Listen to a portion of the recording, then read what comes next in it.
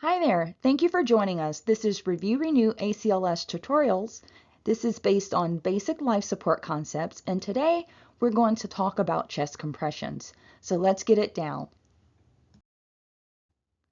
First, let's talk about patient positioning. You want the patient to be laying on their back. You want them flat on their back. You also want the patient to be on a hard surface. So you want the patient on their back, and you also want to get them on a hard surface. You can either put them on a floor. I know in hospitals we use backboards. So either way, do your best to get your patient flat on their back and on a hard surface. As the rescuer, you need to also ensure that you're standing or kneeling at the side of your patient. You want to make sure you're on the side of the patient. For your hands, you want one hand on top of the other and interlock your fingers. You also want to lock your elbows in. You want to position your shoulders above your hands with your locked elbows and your hand interlocked with your fingers on the patient's breastbone.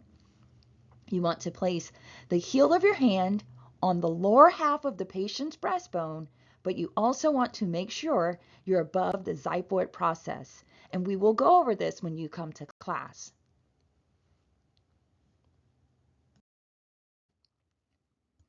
Now let's talk about chest compressions. The component of chest compressions have a lot of details in it.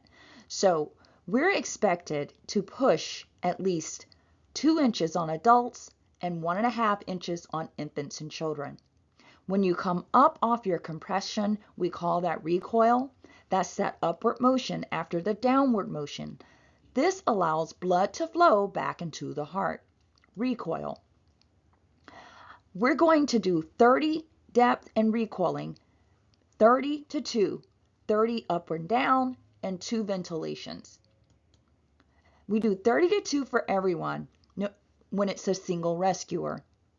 If it's 2 rescuers working on a child or an infant, we're going to do 15 to 2. We always want to ensure we're doing 5 cycles of 30 to 2, and we want to achieve that within 2 minutes.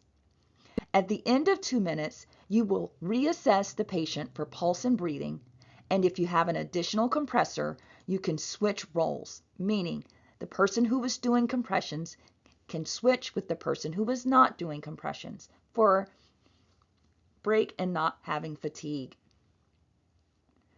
Again, that 2 inches for adults, 1.5 inches for infants. Upward motion we call recoil, allowing blood flowing back to the heart. We will do this in a ratio of 30 to 2. If we're by ourselves, it's always 30 to 2. And when there's 2 rescuers, it's going to be 15 to 2 for children and infants.